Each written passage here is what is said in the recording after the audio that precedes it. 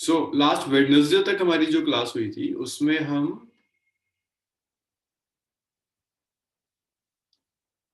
Escape velocity तक discuss कर चुके थे।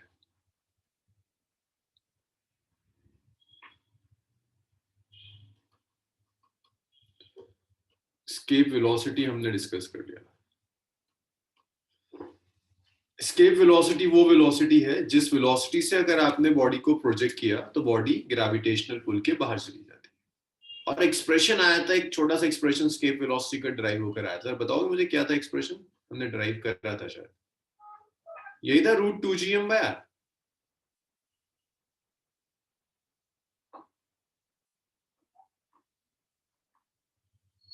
ये था एक्सप्रेशन एस्केप वेलोसिटी। तो देखो एक चीज तो ये इंटरेस्टिंग है, m उस प्लैनेट का मास है जहां से आप बॉडी को प्रोजेक्ट कर रहे हैं, r उस प्लैनेट का रेडियस है जहां से आप उसे प्रोजेक्ट कर रहे हो, and g is gravitational constant. m is mass of planet,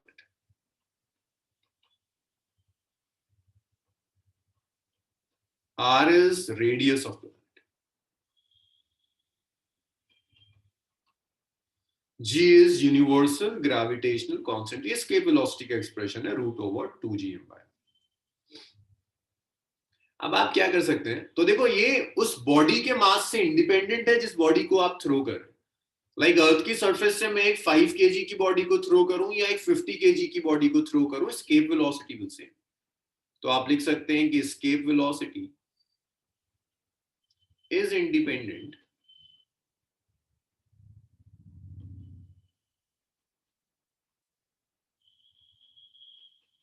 of mass of body। तो ये बॉडी के मास से इंडिपेंडेंट है, बॉडी किसी भी मास की हो, escape velocity चेंज नहीं होगी। escape velocity सिर्फ डिपेंड करती है प्लैनेट का मास और प्लैनेट के रेडियस पर।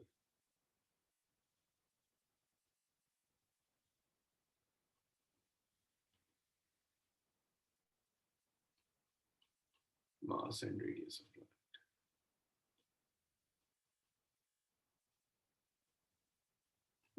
ये सिर्फ और सिर्फ उस चीज पर डिपेंड कर रही है, सिर्फ प्लैनेट के मास पर डिपेंड कर रही है, प्लैनेट के रेडियस पर डिपेंड कर रही है। It's independent of the mass of body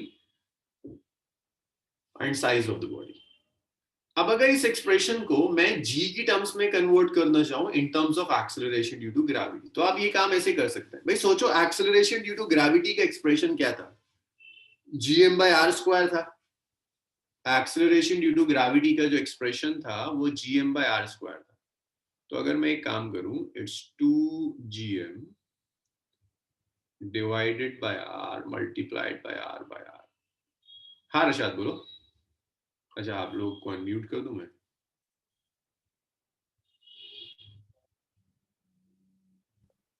हाँ सर, अभी आपने बोला था ना कि एस्केप वेलोसिटी मास इंडिपेंडेंट है। बिल्कुल।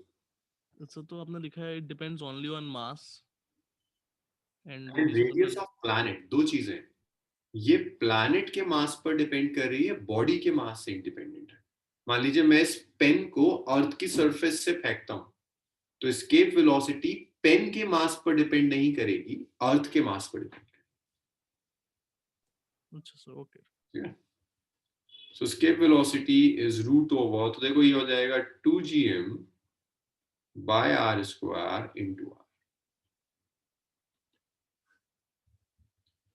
It's twice of g into r।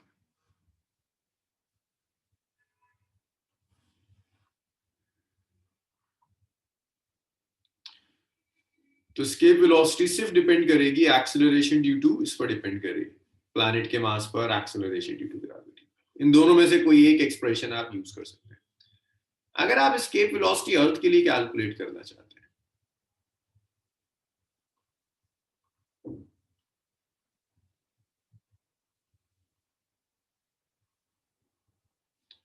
Means आप अर्थ की सरफेस से एक बॉडी को थ्रो कर रहे हैं और आप देखना चाहते हैं कि वो बॉडी किस वेलोसिटी से आप थ्रो करें कि वो अर्थ की ग्रेविटेशनल पुल को एक्सीड कर जाए। तो जब आप अर्थ के लिए एस्केप वेलोसिटी कैलकुलेट करेंगे तो ये आता है √2gm/r। It's √2 G is 6.67 into 10 raised to the power minus 11. Mass has 6 into 10 raised power 24. Radius has 6.4 into 10 raised power 6. तो जब आप स्केप वेलोसिटी को अर्थ के लिए कैलकुलेट करोगे पूरी टर्म, ये ऑलमोस्ट आता है 11.2 किलोमीटर पर सेकेंड। मींस अर्थ की सरफेस से अगर आप किसी बॉडी को 11.2 किलोमीटर पर सेकेंड की स्पीड से थ्रो कर दें तो वो अर्थ के ग्रेविटेशनल पुल को एक्सेप्ट कर जाएगी, बाहर निकल जाएगी, वापस नहीं आने। और देख लो, this is independent of mass of the body, कि अगर आप एक पेन को और एक सैटेलाइट को इंफिनिटी पर फेंकना चाहते हैं तो आप जो वेलोसिटी देंगे that will be same 11.2 kilometre per second. Actual velocity G M mass of earth है, बिल्कुल अच्छा, M mass of earth. Actual जो वेलोसिटी है वो थोड़ी सी ज्यादा होती है, थोड़ी सी ज्यादा, 11.2 से थोड़ी सी ज्यादा होगी एक्चुअल वेलोसिटी। क्योंकि अभी ना इसको कैलकुलेट करते हो हम एयर फ्रिक्शन नहीं ले रहे, एयर फ्रिक्शन थोड़ा सा स्लो डाउन करेगा, तो एक्चुअल थोड़ी सी ज्यादा होती है, 11.2 से थोड़ी सी ज्यादा हो। इतना लिख लीजिए, फिर हम आगे बढ़ते हैं।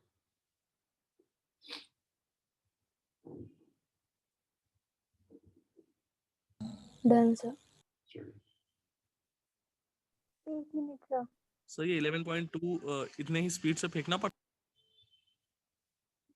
हाँ शायद दोबारा बोलो, आवाज कट गई आपकी। है? सर 11.2 क्या क्या करना है इसका 11.2 का? ये अर्थ की एस्केप वेलोसिटी है। मींस अर्थ से अगर आप किसी चीज को इन्फिनिटी पर फेंकना चाहते हैं तो उसको आप इतनी वेलोसिटी देंगे। ओके। सो टू थ्रो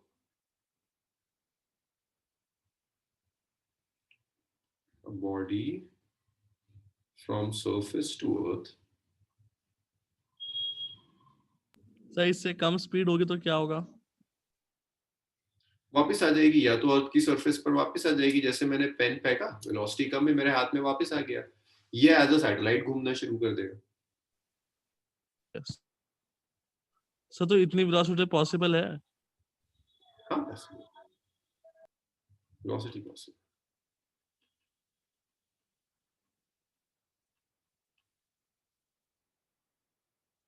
हाँ फातिमा, प्रोजेक्ट करी गई है और करी भी जा सकती है, तो अर्थ के ग्रेविटेशन पुल से बाहर चली जाती है। मतलब सैटेलाइट ही अगर इस वेलोसिटी से आपने कर दी तो वो अर्थ के अराउंड रिवॉल्व नहीं करेगी, बाहर निकल जाएगी, ये पॉसिबल।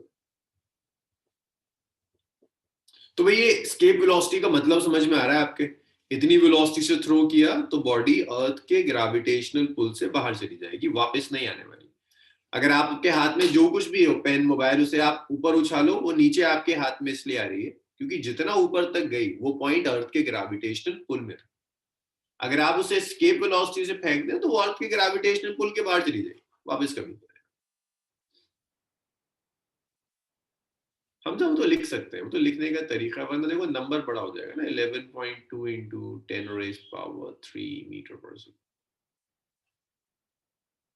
प्रैक्टिकली लिख सकते हैं, जैसे लाइट की स्पीड लिखते हैं ना 3 lakh kilometre per second, yes sir.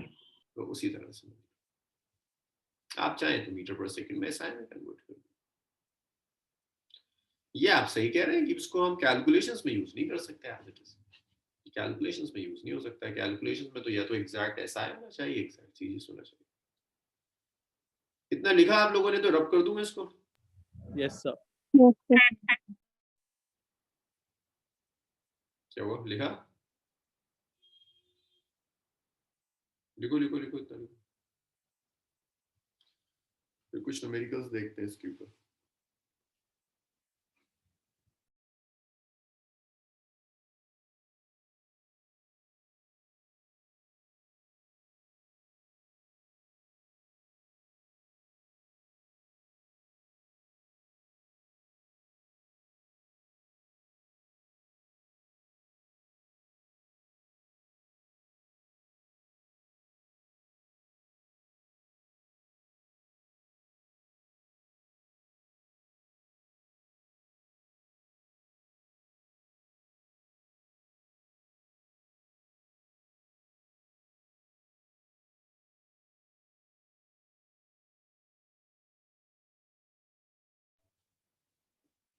कोई लिखा आपने?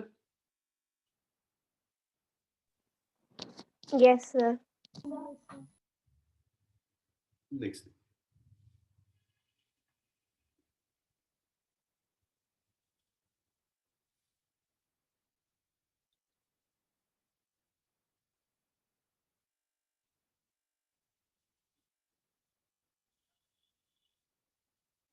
नेक्स्ट क्वेश्चन है, black hole is a body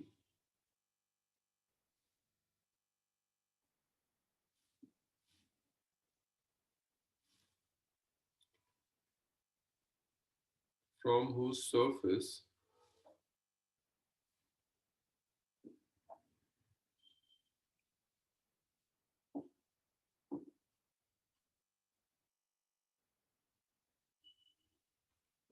nothing may ever escape.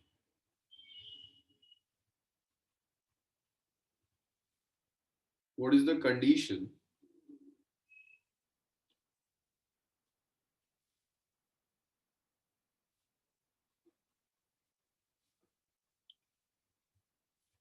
for a uniform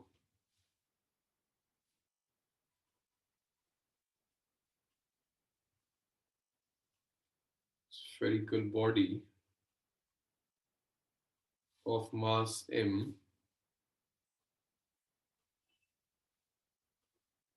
to be a black hole?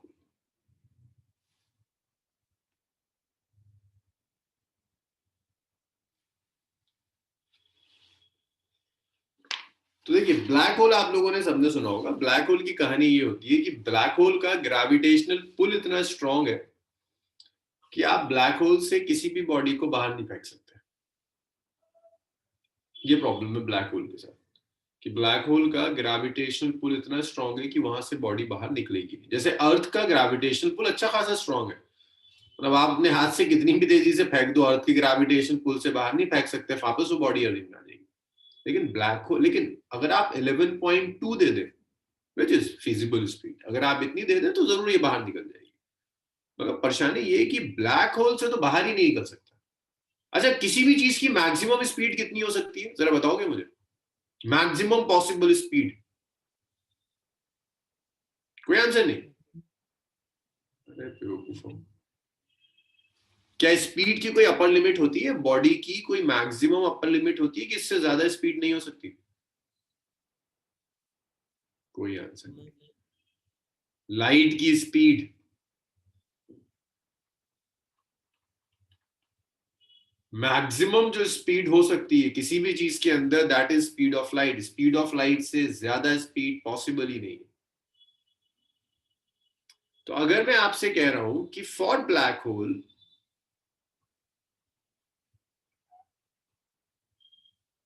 escape velocity is greater than or equal to speed of light, तो बताओ क्या बाहर आ सकता है? No, sir. तो इस चीज को कहना कि ब्लैक होल से कुछ भी बाहर नहीं आ सकता, या उसको मैं ऐसे कह दूं कि escape velocity लाइट की स्पीड के बराबर है या ज्यादा, एक ही बात है. दोनों इम्पॉसिबल सी चीजें. बस इस इम्पॉसिबिलिटी को यूज कर आप रेडियस निकाल सकते हैं. escape velocity को आप लिख सकते हैं, it's root over 2gm/r is greater than or equal to c. Radius निकालने को कह रहा है, आप इक्वालिटी यूज कर लीजिए, या छोड़िए, दोनों साइड स्क्वायर कर लीजिए. Squaring both sides, squaring both sides.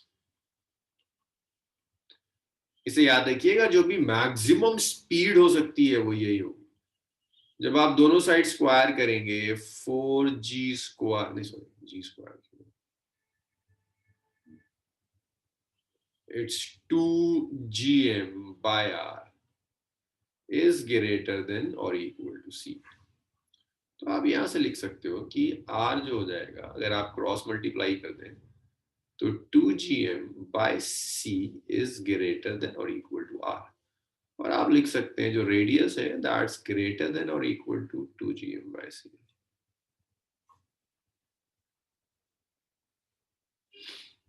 This is radius which is less than or equal to 2gm/c. इतना लिख लीजिए.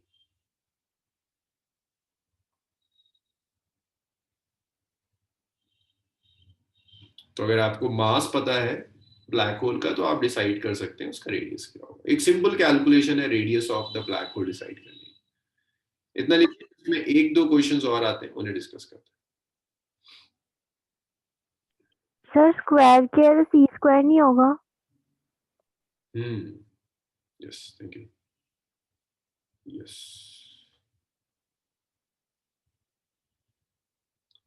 चलिए इतना लिखिए।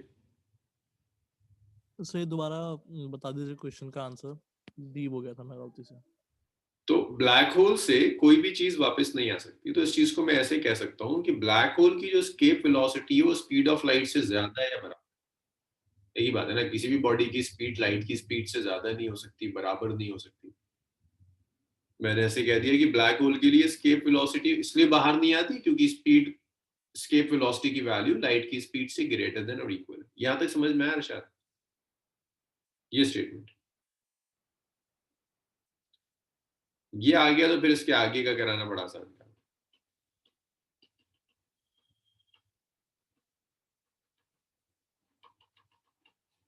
तो स्केप वेलोसिटी को आपने लिख दिया √/2gm/r। स्क्वायर कर दिया दोनों साइड, आपने आर निकाल लिया, आर इज लेस देन और इक्वल टू 2gm/c²। तो ये रेडियस होगा किसी भी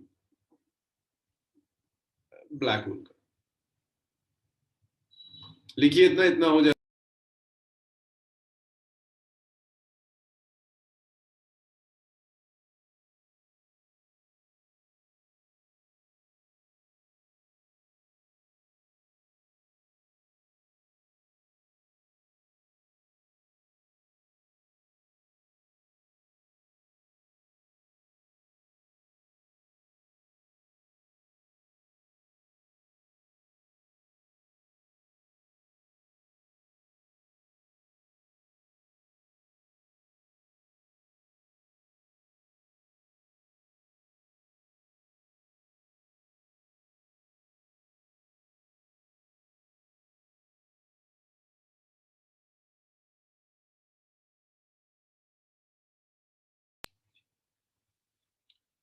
हाँ हम जाओ, क्लास है, बिल्कुल क्लास है।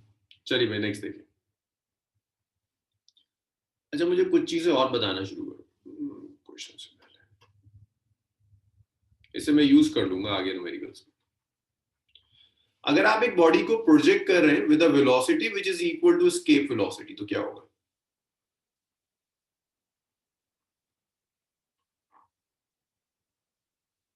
Projected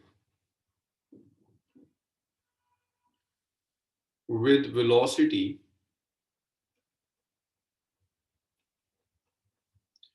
equal to escape velocity.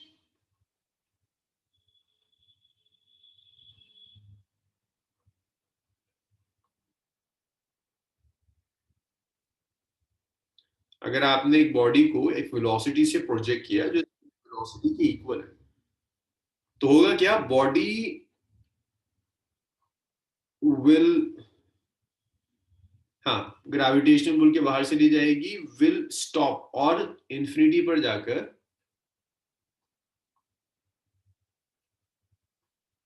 That is outside gravitational pull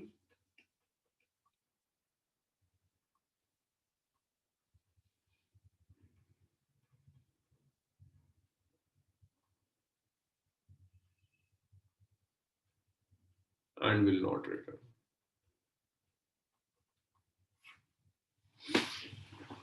तो अगर आपने एक बॉडी को थ्रो किया velocity equal to escape velocity, उसके साथ क्या होगा? इंफिनिटी पर जाकर रुक जाएगी, मींस अर्थ के ग्रेविटेशनल पुल के बाहर जाकर रुक जाएगी और वापस नहीं आएगी, वापस नहीं आने वाली, वहीं की वहीं रह जाएगी। लेकिन अगर आप एक बॉडी को थ्रो कर रहे हैं with a velocity which is less than escape velocity तो आपको क्या लगता है क्या होगा?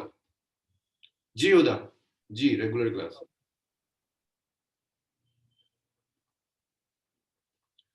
Body is projected with velocity less than escape velocity.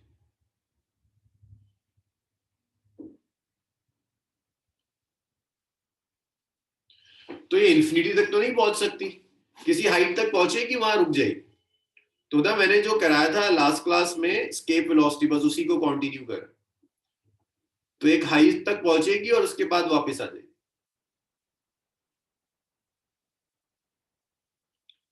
Body will attain a maximum height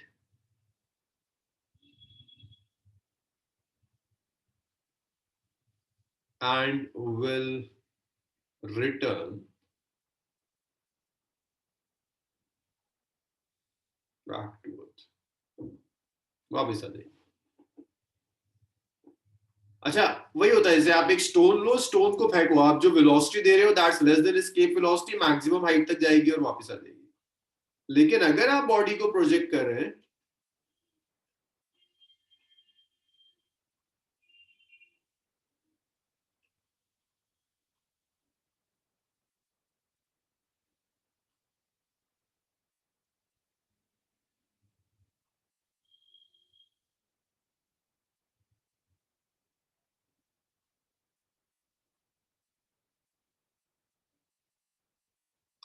अगर आप एक बॉडी को प्रोजेक्ट कर रहे हैं which is more than escape velocity, escape velocity से ज्यादा वेलोसिटी पर आप बॉडी को प्रोजेक्ट कर रहे हैं, तो बस इतना ही होगा कि बॉडी एक मैक्सिमम हाइट तक जाएगी, मतलब इंफिनिटी पर जाएगी, वहां जाकर रुकेगी नहीं, मूव करती रहेगी।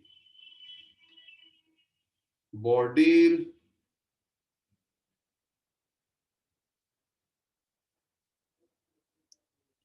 will travel up to infinity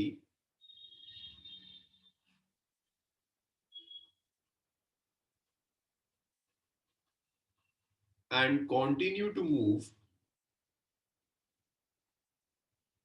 अभी अभी आ रहा हूं sir, with some non-zero velocity there.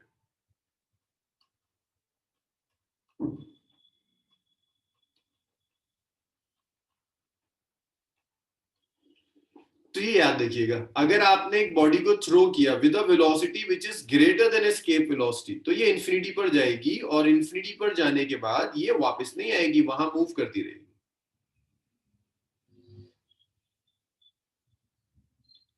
चलिए इसको लिखिए, नेक्स्ट स्लाइड लिखिए, फिर देखते हैं इसके ऊपर क्वेश्चंस कैसे आते हैं। यहाँ जो स्टेटमेंट लिखवा रहा हूँ इससे क्वेश्चंस आते हैं बेसिकली, इतना लिख लीजिए।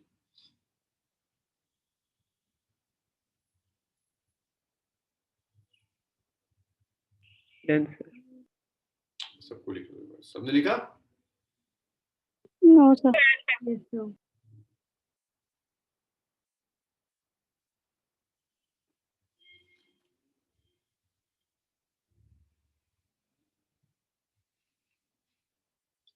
राहेब, वो डिपेंड करता है आपने कितनी वेलोसिटी से थ्रो किया था।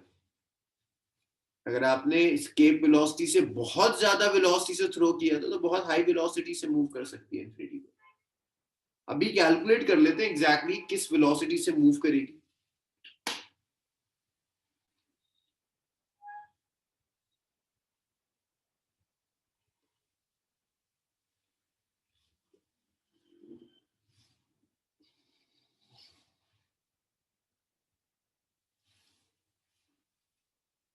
भाई सबने लिख लिया अब तो? Yes, sir. चलिए नेक्स्ट देखते हैं।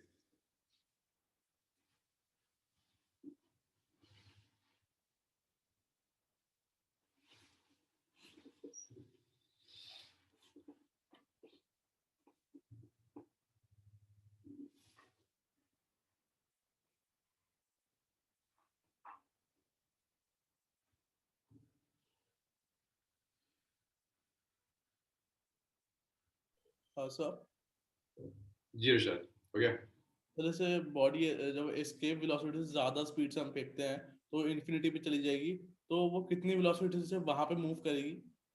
वो डिपेंड करेगा आपने किस वेलोसिटी से फेंका था। अभी करते हैं एक न्यूमेरिकल में, वो कैलकुलेट करके दिखा देते हैं। सो उसी के ऊपर नेक्स्ट क्वेश्चन है।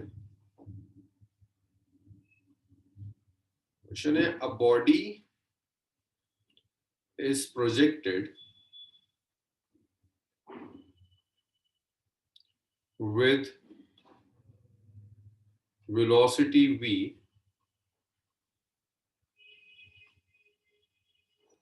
v वेलोसिटी से आपने बॉडी को प्रोजेक्ट कर दिया and v is greater than escape velocity.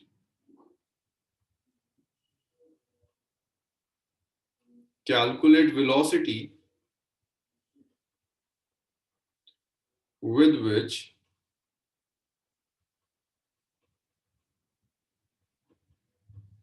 it moves at infinity.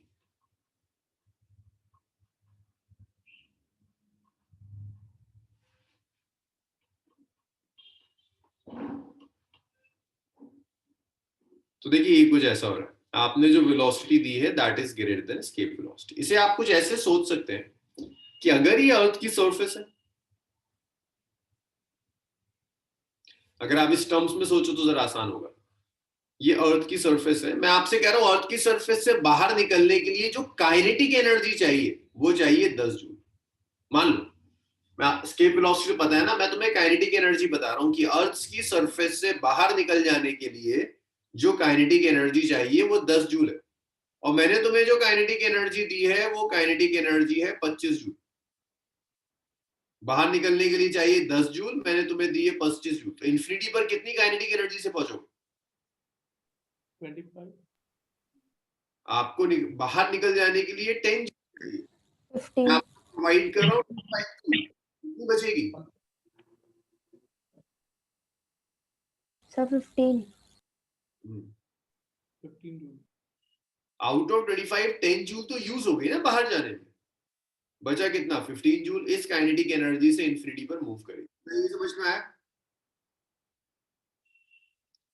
अब अगर इसे 25 की जगह सिर्फ 10 जूल की ही एनर्जी दो तो ये इंफिनिटी पर कितनी एनर्जी के साथ पहुंचेगा? 0.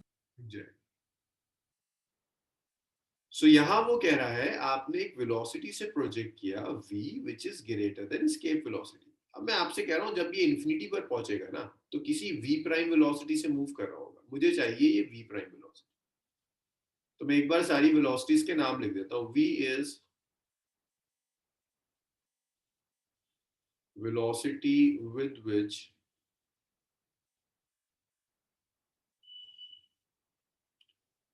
body is projected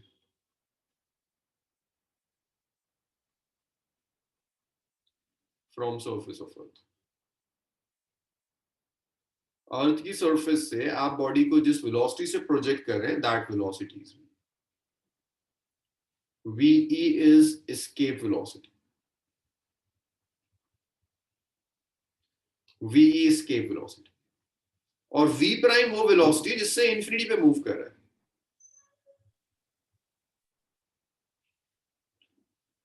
v prime is escape velocity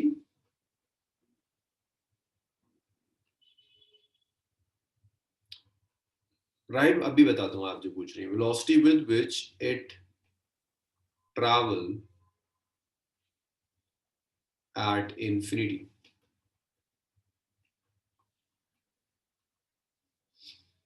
it travel at infinity. तो इंफिनिटी पर ये जिस वेलोसिटी से ट्रैवल कर रहा है ये वो वेलोसिटी है जिसे v प्राइम कह रहे हैं.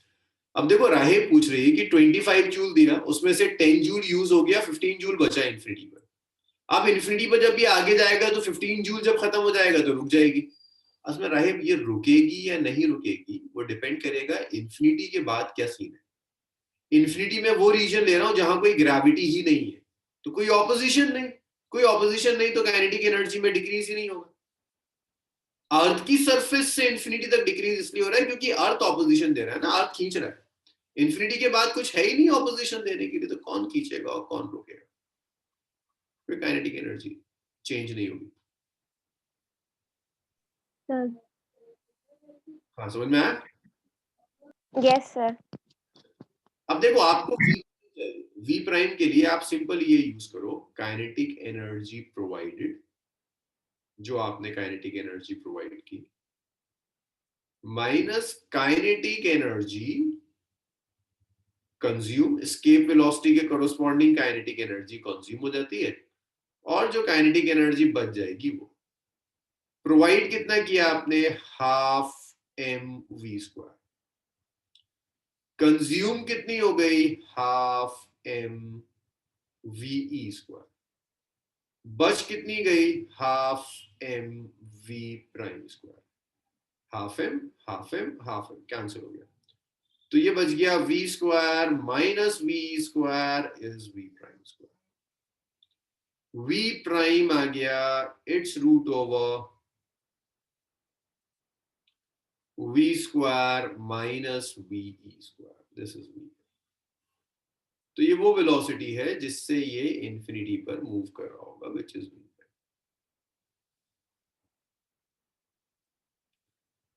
चलो भाई इतना लिख लो, फिर हम आगे बढ़ते हैं।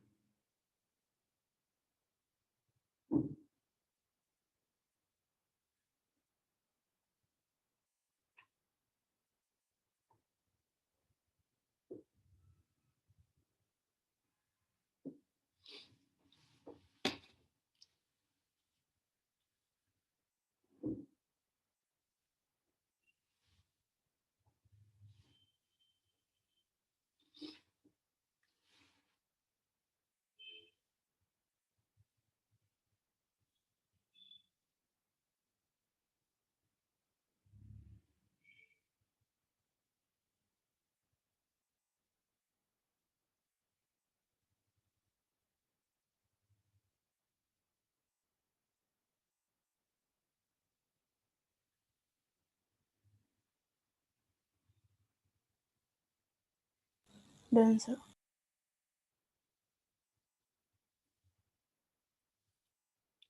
चलिए, so that was about escape velocity. तो याद रखिएगा हर प्लैनेट की स्केप वेलोसिटी अलग होती है, और स्केप वेलोसिटी आप कैलकुलेट कर सकते हैं using radius and acceleration due to gravity of the planet. Next देखिए, after escape velocity the next topic is satellite.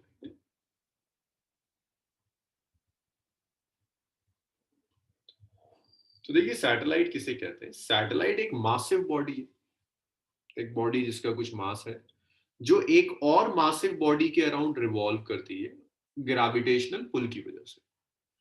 बहुत सारे एग्जांपल्स हैं, जैसे मून है, अर्थ का सैटेलाइट है, it's a natural satellite. Moon earth के अराउंड रिवॉल्व कर रहा है, कोई फोर्स नहीं आप अप्लाई कर रहे, आप कोई अलग से एनर्जी नहीं दे रहे, सिर्फ ग्रेविटेशनल फोर्स है जिसकी वजह से मून अर्थ के अराउंड रिवॉल्व करता जा रहा है। So moon is an satellite of अर्थ।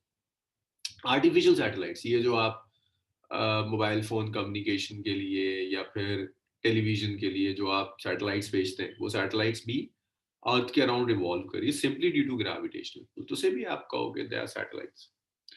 तो satellite is a massive body revolving around another massive body। अब जिसके अराउंड घूमती है उसका मास ज्यादा होता है,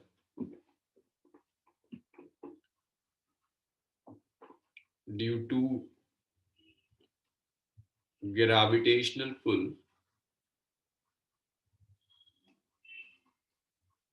इज सैटेलाइट।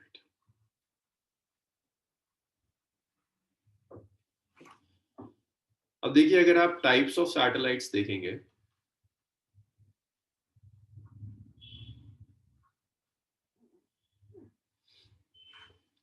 दो तरह के टाइप सैटेलाइट्स हैं। एक है आपका आर्टिफिशियल सैटेलाइट, मतलब जो आप लॉन्च करेंगे।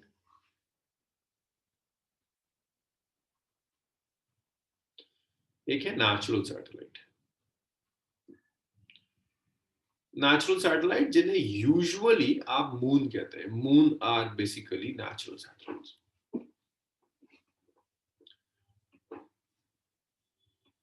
अच्छा, इसके बाद फातिमा का क्वेश्चन है, आर्टिफिशियल सैटेलाइट्स वो सारे एक ही ऑर्बिट पे होते हैं?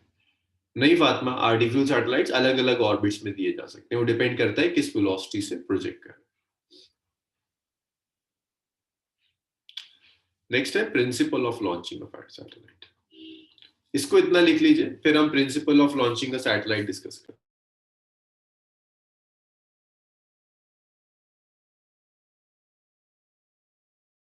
सर ये सैटेलाइट में मैसिव रिवॉल्विंग है, मैसिव बॉडी? सिर्फ बॉडी बॉडी।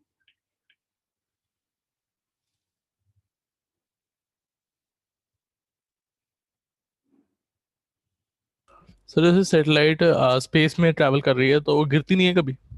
नहीं, ग्रेविटेशनल पुल है, मून गिरता है? नहीं। बस ऐसे नहीं गिरता।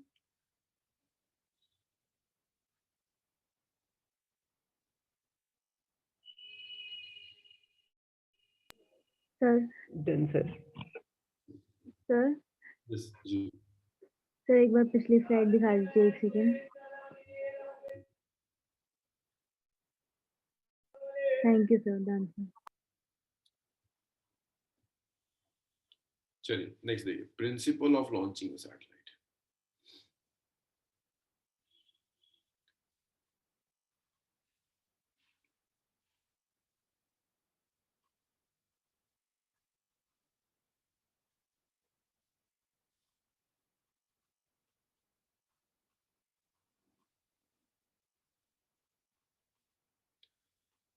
सो देखिए, सैटेलाइट को लॉन्च करने का सिंपल सा प्रिंसिपल है,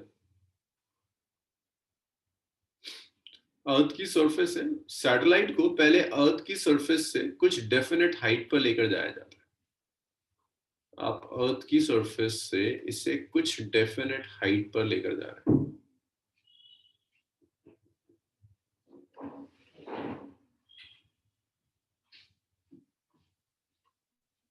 कुछ डेफिनेट हाइट पर लेकर जाएंगे और डेफिनेट हाइट पर ले जाने के बाद इसे आप एक हॉरिजॉन्टल पुश दोगे।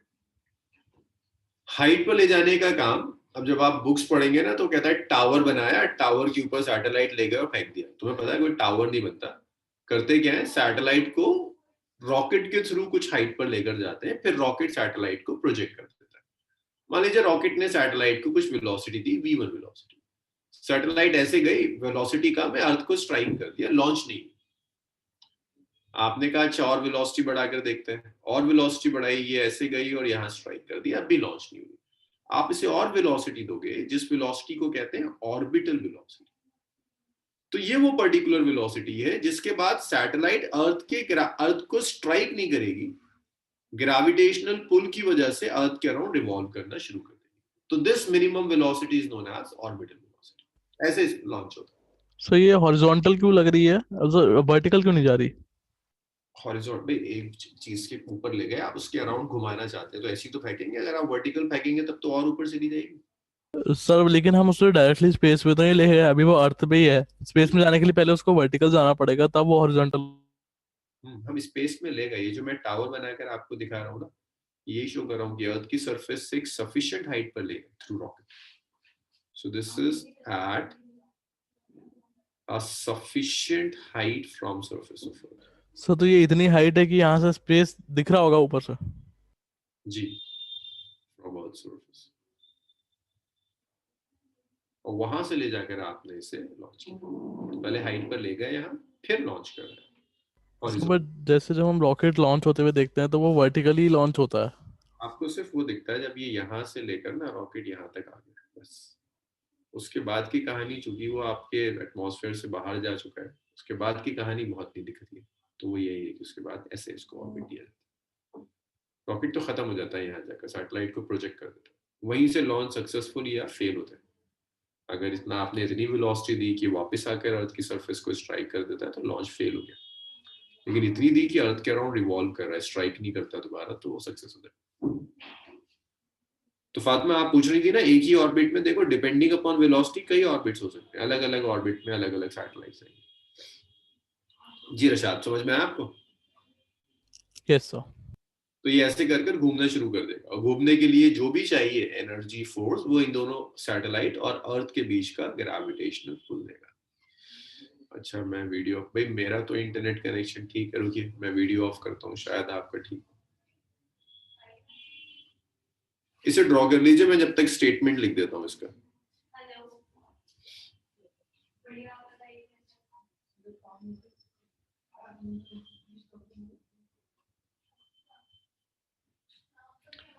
फातिमा तब तक रॉकेट खत्म हो जाता है। रॉकेट में मैक्सिमम काम फ्यूल का होता है, तो वो as a waste matter space में घूमता रहता है, अलग चला जाता है, या वो रॉकेट वापस अर्थ की सरफेस पर आ जाता है। जो कुछ भी बचा होता है रॉकेट का जो मेजर पोर्शन है ना, वो या तो फ्यूल होता है या सैटेलाइट हो जाए, थोड़ा मोटा पोर्शन है वापस आ जाता है।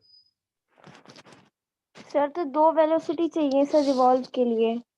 क्यों? सर एक तो मैक्सिमम हाइट पे ले जाने के लिए, और सर एक जब सर्कुलर पार्ट पे सर वो रिवॉल्व करेगा। ऊपर ले जाने के लिए जो वेलोसिटी चाहिए वो रॉकेट को दी जाती है, रॉकेट यहाँ ले गया, फिर उसके बाद हॉरिजॉन्टल एक ऑर्बिटल वेलोसिटी चाहिए जो उसे हॉरिजॉन्टल ले जाएगा। ये आप सही कह रही हैं, दो वेलोसिटीज। हम जो पढ़ेंगे वो ये पढ़ेंगे ऑर्बिटल वेलोसिटी की, हाइट पे ले जाकर हमने प्रोजेक्ट कर दिया, अब ये घूम रहा है, जब ये घूम रहा है तो चीजें कैसी होंगी।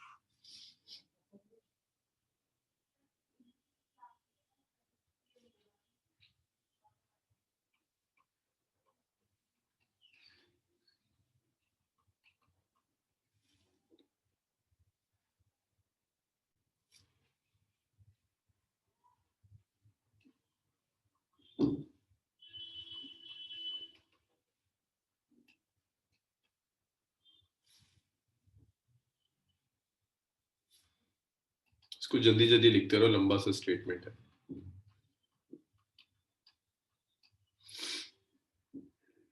मैं अब तो नहीं ब्रेक हो रहा ना, कुछ दिख रहा है सब?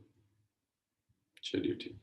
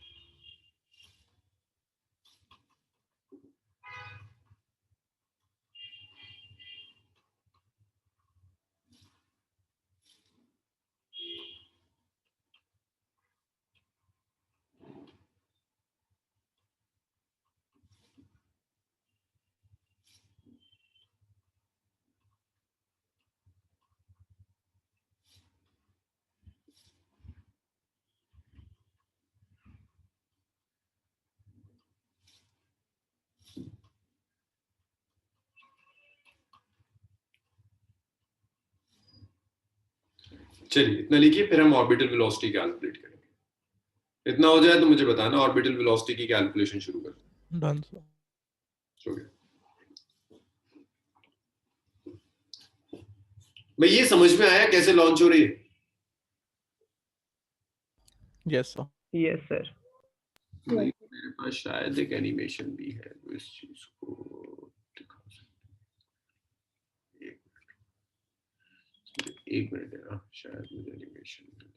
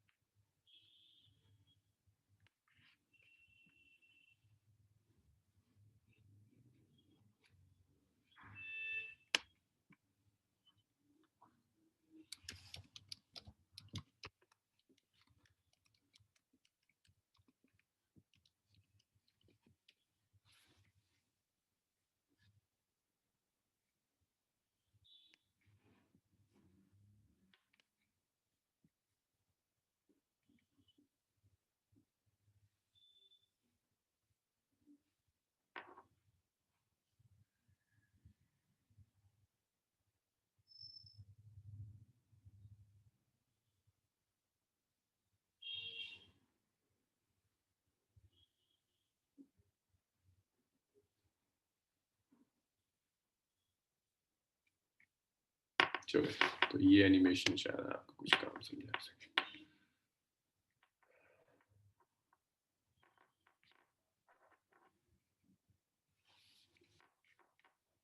ये विजिबल है?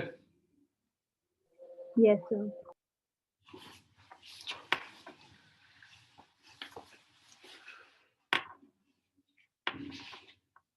तो देखो, ये तो वो पहला वाला है जिसको फातिमा तुम बार बार पूछ रही थी कि दो वेलोसिटीज होंगे। पहली वेलोसिटी जिससे इसे किसी हाइट पर फेंक दिया। अब ये थोड़ा फास्ट कर दूं मैं इसे।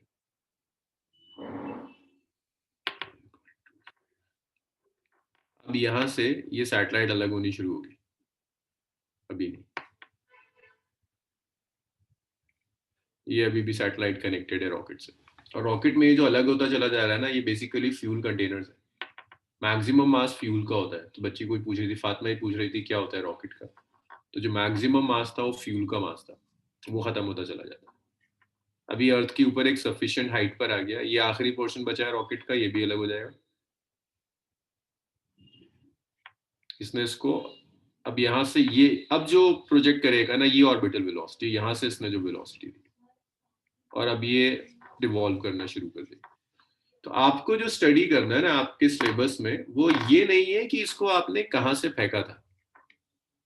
आपके सिलेबस में जो पोर्शन है वो ये वाला पोर्शन है कि एक बार जब आपने इसे लॉन्च कर दिया, अब क्या होगा इसके साथ, किस वेलोसिटी से ये रिवॉल्व करेगी अर्थ के अराउंड, कितनी हाइट पर जाएगी, क्या काइनेटिक एनर्जीज होंगी सैटेलाइट की, वो सब आपको कैलकुलेट करना। आपको उससे मतलब नहीं होगा कि कहाँ किया था, आपको सिर्फ इससे मतलब है ऐसे कर कर एक सर्कुलर ऑर्बिट लेगी ना अर्थ के अराउंड। आपको सर्कुलर ऑर्बिट का रेडियस चाहिए, आपको चाहिए कि अर्थ से कितनी हाइट पर लॉन्च किया था, इसकी पोटेंशियल एनर्जी क्या थी, काइनेटिक क्या थी, एक पूरा रेवोल्यूशन अर्थ के अराउंड लेने में इसे टाइम कितना लगेगा, ये सारी चीजें आपको कैलकुलेट करनी है। तो अब मैं इसको हटा रहा हूँ, बैक टू कैलकुलेशंस। बाद में आपके डाउट्स क्लियर हुए?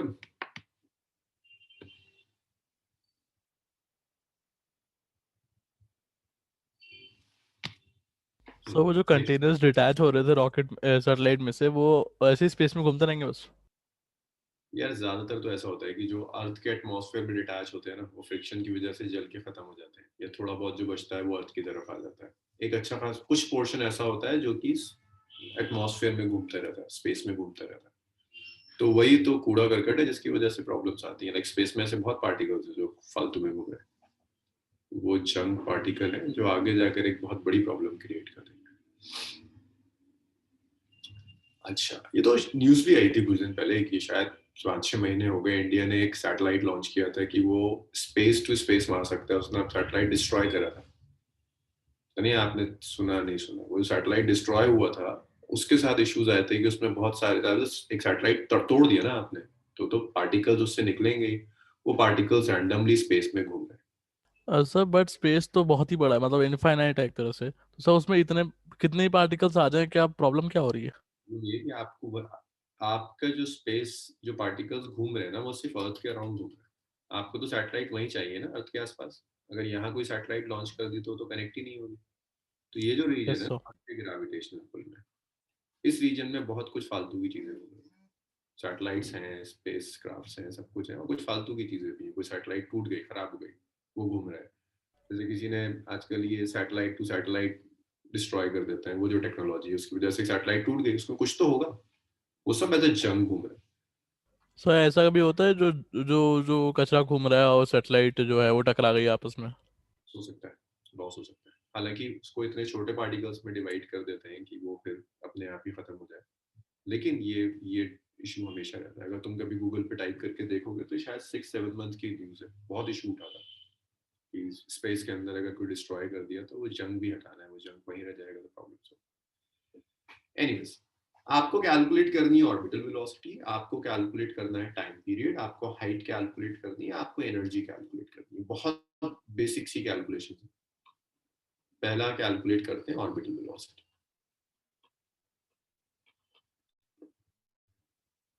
बस ये आखिरी टॉपिक है ग्रेविटेशन।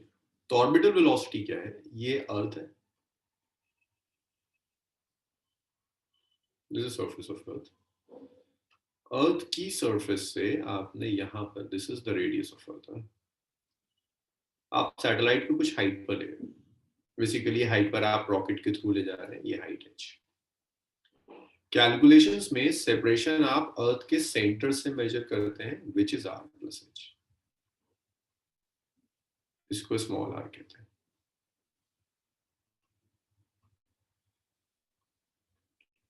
और आपने इसे कुछ वेलोसिटी दी विच इज ऑर्बिटल वेलोसिटी, और ये सैटेलाइट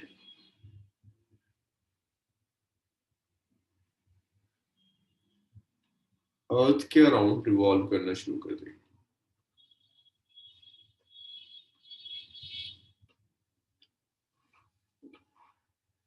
आपको कैलकुलेट करना है ये वेलोसिटी क्या होगी। बहुत आसान काम है वेलोसिटी कैलकुलेट करने के लिए। h is height above the surface of earth. Height हमेशा अर्थ की सरफेस से लेता है, height above surface of earth. v is orbital velocity.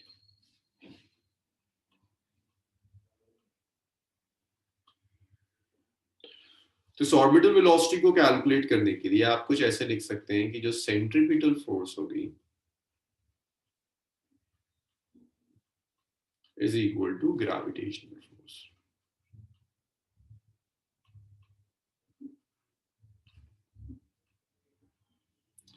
Centripetal force is mv square by r. Gravitational force जो होगा, अर्थ का मास m मान लो, सैटेलाइट का मास स्मॉल है, m इज मास ऑफ अर्थ। अब सिर्फ अर्थ नहीं, जिस प्लैनेट से भी आप लॉन्च कर रहे हैं, मैं फिलहाल अर्थ ले रहा हूं तो अर्थ का मास है, स्मॉल m सैटेलाइट का मास है।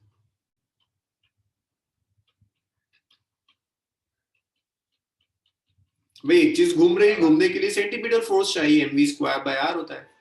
ग्रेविटेशनल फोर्स हो जाएगा gmm by r square, r से ये कैंसिल हुआ, स्मॉल m से स्मॉल m कैंसिल हो गया, तो v स्क्वायर आ गया root over gm by r। Sorry, v square आया gm।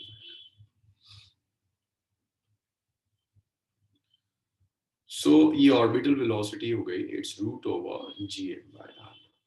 आप चाहे तो कई काम कर सकते हैं, स्मॉल r को r प्लस h लिख सकते हैं, तो ऑर्बिटल वेलोसिटी का ये एक्सप्रेशन भी आ जाएगा root over gm by r plus h। अब इसी में अगर मैं ये अप्रोक्सीमेशन ले लूं, मैं आपसे कहूं that satellite is revolving very close to earth. अगर मैं आपसे कहता हूं कि satellite is revolving very close to earth,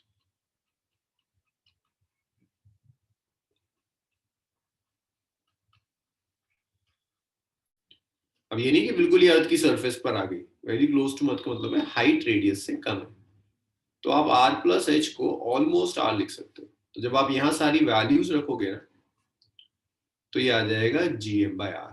value आप कैलकुलेट कर सकते हैं, ये 7.92 किलोमीटर पर सेकेंड है। So if you have a satellite which is revolving very very close to earth, तो उसकी जो ऑर्बिटल वेलोसिटी होगी that is actually 7.92 kilometre per second. तो ये ऑर्बिटल वेलोसिटी उस सैटेलाइट की है जो अर्थ के बहुत करीब रिवॉल्व कर रही है। तो यहां से ना आपको एक ऑर्डर ऑफ मैग्नीट्यूड मिल गया कि अच्छा कि ऑर्बिटल वेलोसिटी इसी के आसपास होगी, 8 के आसपास होगी। एस्केप वेलोसिटी 11.2 थी, बहुत ज्यादा थी, ये 8 के आसपास जाएगी ऑर्बिटल वेलोसिटी। चलिए इतना लिखिए, फिर उसके बाद और चीजें कैलकुलेट करें। इसको मैं कह रहा हूँ फर्स्ट इक्वेशन, इसे मैं कह रहा हूँ सेकंड इक्वेशन। बहुत सीधी सीधी कैलकुलेशन है, बस यहीं से हाइट निकाल देंगे, टाइम पीरियड निकाल देंगे, खत्म हो जाएगा।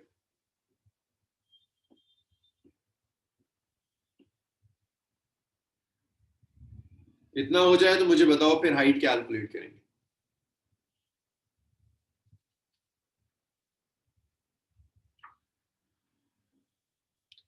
सबने लिखा? राहेब हुआ? No sir. लिखो लिखो।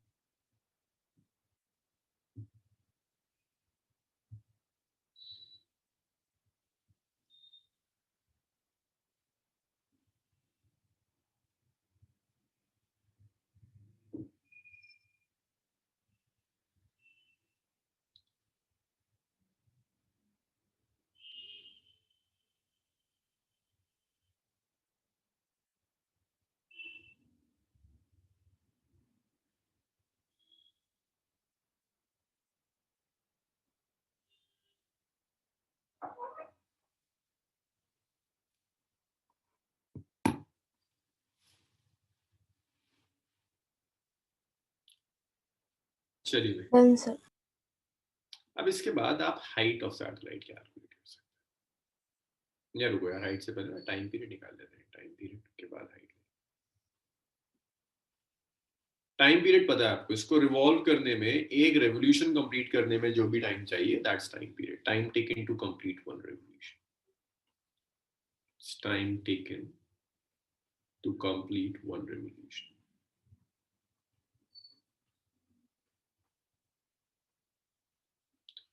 एक रेवोल्यूशन कंप्लीट करने में जो टाइम लगेगा उस टाइम को टाइम पीरियड कहते हैं। कि आपने ये एक सैटेलाइट ली, ये अर्थ है, अच्छा बना तो दिया था, वही दिखा देता हूँ दोबारा ड्रॉ करने के। कि यहाँ पर ये जो सैटेलाइट घूम रही है ना, इसे एक यहाँ से शुरू किया, दोबारा यहीं तक आने में जो टाइम लगेगा दैट्स टाइम पीरियड। तो स्पीड होता है डिस्टेंस अपॉन टाइम। डिस्टेंस है 2πr, टाइम है t, तो यहां से t आ गया, it's 2πr over v।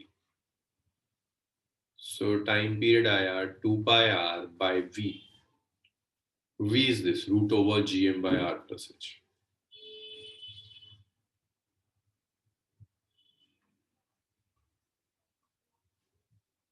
So time period is, it's 2πr root over r plus h divided by root over gm। तो ये टाइम पीरियड है 2πr, इस पूरे को रूट में ले जाओ, root over r plus h by g। या रुको एक मिनट, इसे स्मॉल आर में ही रहने दो, सब कुछ स्मॉल आर में रखते हैं, बाद में वैल्यू रख देंगे। आर प्लस एच को स्मॉल आर था, स्मॉल आर था, स्मॉल आर। आप चाहें तो उसे अंदर ले जाइए। जब आप किसी चीज को रूट के अंदर लेकर जाते हैं तो उसका स्क्वायर हो जाता है। 2πr को अंदर लेकर जाओगे 4 square, pi square, r square, r by g. तो टाइम पीरियड का एक्सप्रेशन आ गया, इट्स सॉरी 4 स्क्वायर तो 2 ही हो गया ना, तो ये आ गया 4 pi square r cube by जी।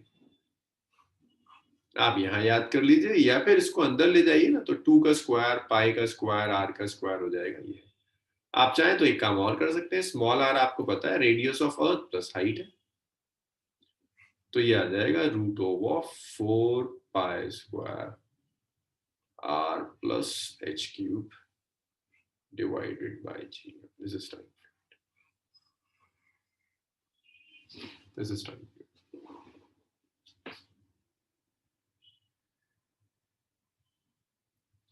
लिखिए भेजना।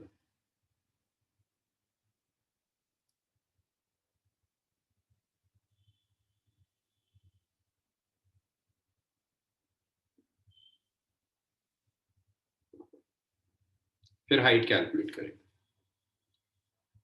Done, sir.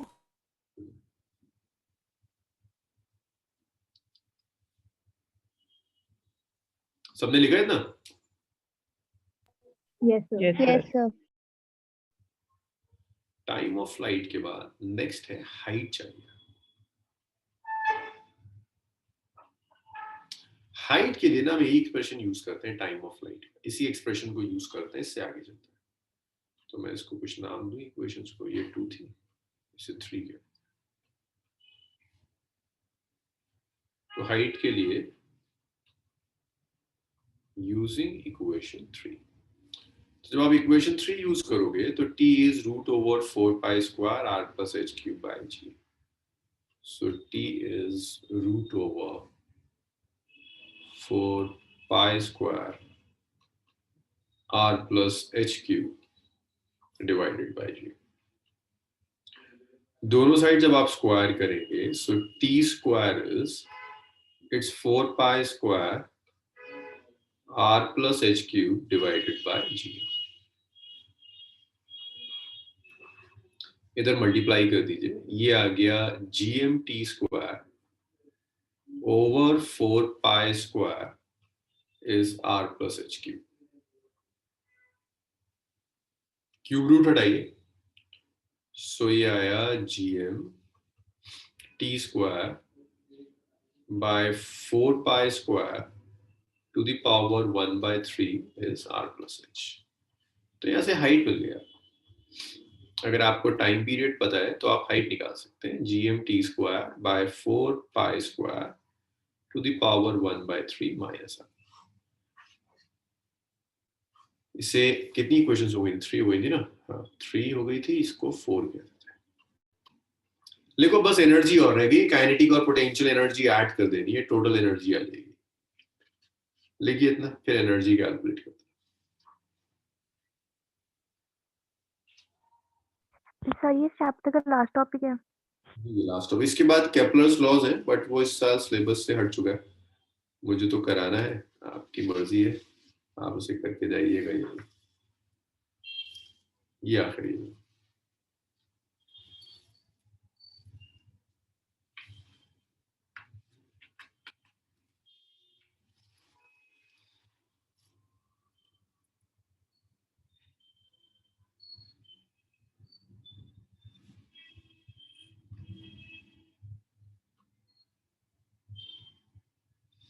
Fatima cube root लेकर, दोनों साइड क्यूब रूट ले लिया. अगर x है 8 है ना, तो x to the power 1 by 3 is 8 to the power 1 by 3. Cube बढ़ जाएगा, क्यूब रूट ले लिया.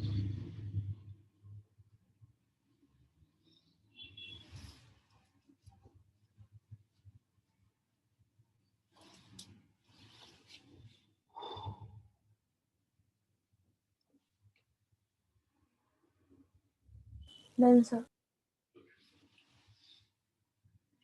अब अगर हाइट आ गई तो हाइट के बाद आप दो चीजें और निकाल सकते हैं. आप एंगुलर मोमेंटम निकाल सकते हो सैटेलाइट का, और एनर्जी निकाल सकते हो.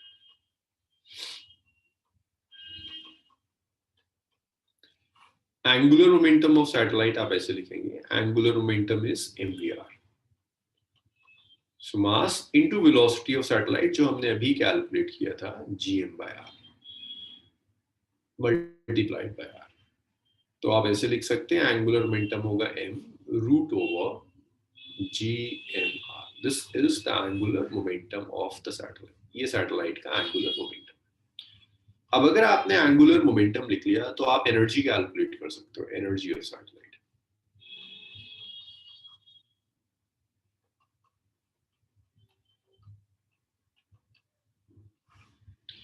तो जब सैटेलाइट अगर अर्थ के अराउंड रिवॉल्व कर रही है, उसमें कई टाइप की एनर्जीज होंगी.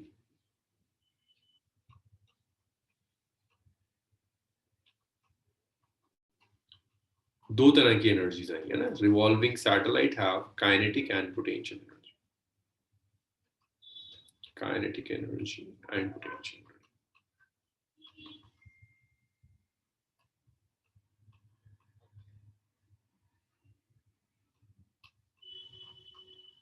दो तरह की एनर्जीज, एक काइनेटिक है, एक पोटेंशियल है. काइनेटिक एनर्जी आप लिख सकते हैं, काइनेटिक एनर्जी कितनी होगी? Half mv square. So equations कितनी हो गई थी? 4 थी ना लास्ट, 5 ही हो गया. वेलोसिटी पता है आपको, एस्केप वेलोसिटी होती है रूट ओवर gm/r. तो अगर आप इसे यहां सब्स्टिट्यूट कर दें, सो काइनेटिक एनर्जी आ जाएगा half m multiplied by gm/r. So kinetic energy का एक्सप्रेशन है, it's gmm divided by 2r. ये काइनेटिक एनर्जी का एक्सप्रेशन है. आपको पोटेंशियल एनर्जी चाहिए सैटेलाइट की, इसे मैं कहता हूं 6th इक्वेशन. अगर आपको सैटेलाइट की पोटेंशियल एनर्जी चाहिए, potential energy is minus of gmm/r. ये पोटेंशियल एनर्जी का एक्सप्रेशन है. अगर आप ढंग से कंपेयर करें काइनेटिक और पोटेंशियल को, तो देखो पोटेंशियल को अगर 2 से डिवाइड कर दो तो काइनेटिक आ जाएगी.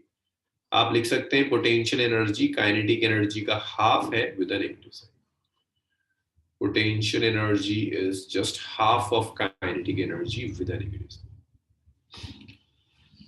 टोटल एनर्जी अगर आपको चाहिए, आप दोनों एनर्जीज ऐड कर दीजिए. Total energy is the sum of kinetic energy plus potential energy. So इन दोनों को आप ऐड कर दीजिए. जब इन दोनों को आप ऐड कर देंगे, काइनेटिक एनर्जी कितनी है? It's gmm by 2r. Potential energy is minus of gml by r. जब आप इसको सॉल्व करोगे भाई 1/2 और 1 में से माइनस हाफ हो जाता है, तो minus of gmm by 2r. This is total energy negative आ रही है, इसका मतलब है सैटेलाइट का जो ऑर्बिट है ना वो बाउंडेड है. सो यहाँ जो नेगेटिव साइन है ये शो करता है दैट ऑर्बिट इज बाउंडेड, कि यहाँ पर ऑर्बिट बाउंडेड है. इतना लिखिए. जब हो जाए तो बताओ मुझे. ये सीधी सीधी कैलकुलेशन है सब.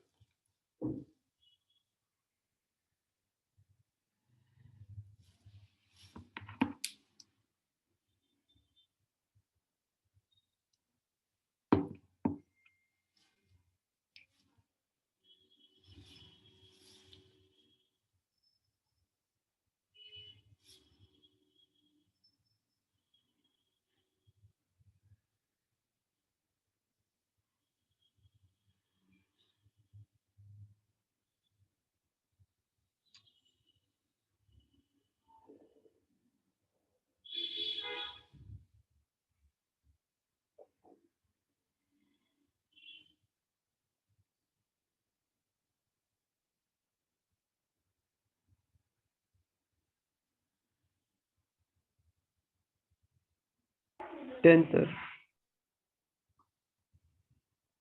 एक सेकंड।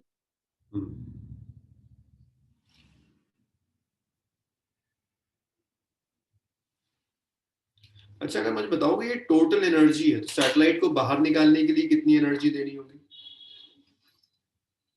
सैटेलाइट अर्थ के अराउंड रिवॉल्व कर रही है, आप चाहते हो सैटेलाइट को उठाकर आप इंफिनिटी तक फेंक दें, तो कितनी एनर्जी देनी होगी?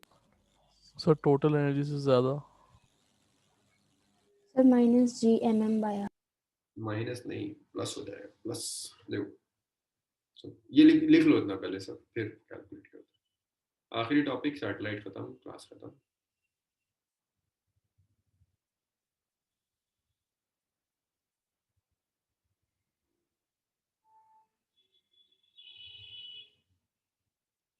लिख लिया सबने? Yes sir. इसके बाद देखिए show that binding energy.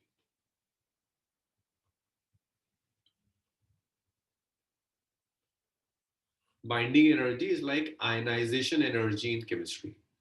Binding energy का मतलब है एनर्जी रिक्वायर्ड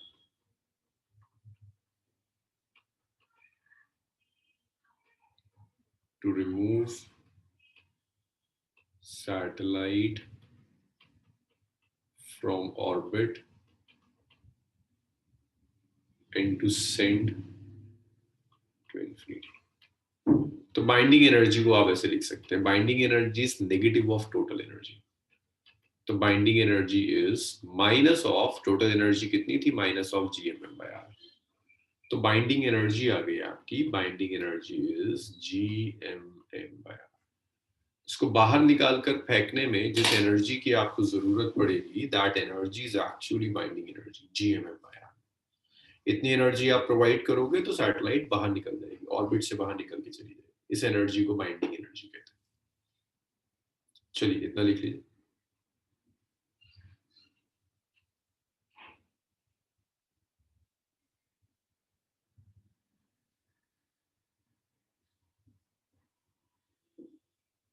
बाहर निकालने के लिए जो एनर्जी देनी होगी वो बाइंडिंग एनर्जी.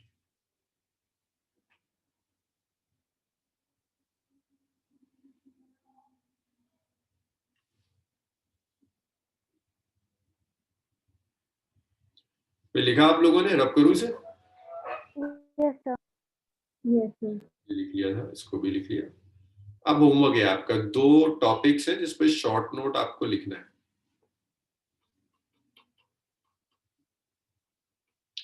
कुछ लाइंस हैं, ये आप खुद लिखेंगे. Right short note on geostationary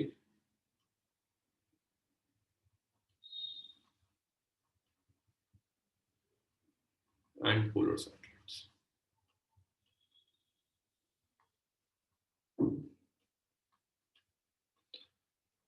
वैसे मैं नोट्स ग्रुप में एक्सचेंज कर दूंगा इसके जियो स्टेशनरी और पोल सैटेलाइट, लेकिन एक बार आप लिखने की कोशिश कीजिएगा। डेफिनेशंस में कुछ ऐसा है नहीं जो मैं आपको सिखा पाऊँ या लिखवा पाऊँ, सिर्फ डेफिनेशंस है।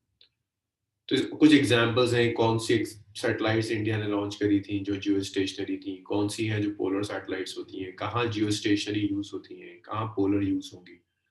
तो वो डेफिनेशंस हैं, आप खुद लिखेंगे, नहीं तो मैं ग्रुप पे शेयर कर दूंगा। ग्रेविटेशन कंप्लीट हुआ, कुछ न्यूमेरिकल्स है सैटेलाइट के जो हम ट्यूसडे ही करेंगे। और कैप्लर्स लॉ इस साल सिलेबस से हट गया है। मैं कैप्लर्स लॉ कराऊंगा लेकिन सैटरडे वाली क्लास में, जिसमें मैं नीट और जेई का करा रहा होता हूँ, उसमें मैं कैप्लर्स लॉ डिस्कस करूंगा। कैप्लर्स लॉ हट गया है, इस साल नहीं है सिलेबस में, तो स्कूल एग्जाम्स में नहीं आएगा। मैं रेगुलर क्लास में नहीं डिस्कस करूंगा, उसमें मैं जो सैटरडे कराता हूँ, जब ग्रेविटेशन पर आऊंगा तो कैप्लर्स लॉ कराऊंगा। चलिए आज इसे यहीं छोड़ते हैं। ट्यूसडे कुछ क्वेश्चंस करने हैं और ट्यूसडे से सेकंड बुक स्टार्ट हो जाएगी, तो होपफुली मैं थर्मल से स्टार्ट करूंगा। थर्मल इजी टॉपिक है, तेजी से हो जाता है। थर्मल करेंगे, फिर एसएचएम वेव्स करेंगे, फिर सॉलिड्स ऑफ फ्लूइड्स करेंगे। सॉलिड ऑफ फ्लूइड थ्योरेटिकल है, बहुत लेंथी खींचता है, उसको बिल्कुल आखिर में करेंगे, सब कुछ कंप्लीट करेंगे। सो